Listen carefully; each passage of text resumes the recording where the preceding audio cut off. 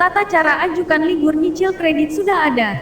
Para perusahaan leasing yang tergabung dalam Asosiasi Perusahaan Pembiayaan Indonesia (APPI) akhirnya mengeluarkan pernyataan resmi terkait tata cara untuk mengajukan keringanan cicilan. APPI menjelaskan pengumuman yang berisi 10 poin. Pengumuman ini diteken oleh Ketua Umum APPI Suwandi Siratno dan Sekretaris Jenderal APPI Sigit Sembodo. Salah satu poin menjelaskan tata cara pengajuan restrukturisasi bagi nasabah atau debitur yang mulai berlaku sejak tanggal 30 Maret tahun 2020. Pertama, pengajuan permohonan restrukturisasi dapat dilakukan dengan cara mengisi formulir yang dapat didownload dari website resmi perusahaan pembiayaan. Kemudian untuk formulirnya sendiri bisa diambil melalui email.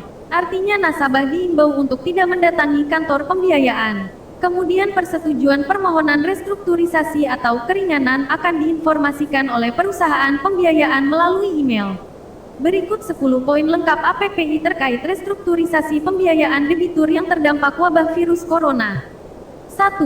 Kami memahami bahwa penyebaran wabah virus corona COVID-19 berdampak terhadap perekonomian nasional yang juga dapat mempengaruhi kondisi keuangan Bapak Ibu saat ini. Sebagai bentuk kepedulian kami atas wabah yang terjadi dan sejalan dengan arahan Otoritas Jasa Keuangan, kami dari Asosiasi Perusahaan Pembiayaan (APPI) bersama-sama dengan seluruh anggota perusahaan pembiayaan menawarkan restrukturisasi atau keringanan kepada Bapak Ibu yang mengalami kesulitan keuangan sebagai akibat penyebaran virus corona. 2. Adapun jenis restrukturisasi atau keringanan yang dapat kami tawarkan antara lain sebagai berikut. A. Perpanjangan jangka waktu. B. Penundaan sebagian pembayaran. Dan atau C. Jenis restrukturisasi atau keringanan lainnya yang ditawarkan oleh perusahaan. 3. Pengajuan permohonan restrukturisasi atau keringanan dapat dilakukan oleh Bapak Ibu yang terkena dampak penyebaran virus corona dengan persyaratan sebagai berikut. A. Terkena dampak langsung COVID-19 dengan nilai pembiayaan di bawah 10 miliar rupiah. B. Pekerja sektor informal dan atau pengusaha UMKM. C. Tidak memiliki tunggakan sebelum tanggal 2 Maret tahun 2020 saat pemerintah RI mengumumkan virus corona. D. Pemegang unit kendaraan atau jaminan. Dan kriteria lain yang ditetapkan oleh perusahaan pembiayaan. 4. Tata cara pengajuan restrukturisasi atau keringanan berlaku mulai tanggal 30 Maret tahun 2020 dan dapat dilakukan dengan cara A. Pengajuan permohonan restrukturisasi atau keringanan dapat dilakukan dengan cara mengisi formulir yang dapat didownload dari website resmi perusahaan pembiayaan. B. Pengembalian formulir dilakukan melalui email, tidak perlu mendatangi kantor perusahaan pembiayaan. C. Persetujuan permohonan restrukturisasi atau keringanan akan diinformasikan oleh perusahaan pembiayaan melalui email.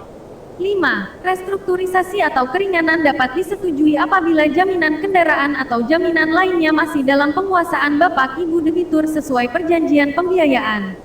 6. Bagi Bapak Ibu yang telah mendapatkan persetujuan restrukturisasi atau keringanan agar melakukan pembayaran dengan penuh tanggung jawab sesuai perjanjian restrukturisasi atau keringanan yang telah disepakati bersama.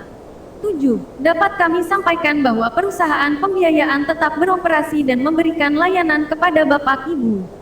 8. Bagi Bapak Ibu yang tidak terdampak wabah virus corona tetap melakukan pembayaran angsuran sesuai dengan perjanjian, agar terhindar dari sanksi denda dan catatan negatif di dalam Sistem Laporan Informasi Keuangan (SLIK).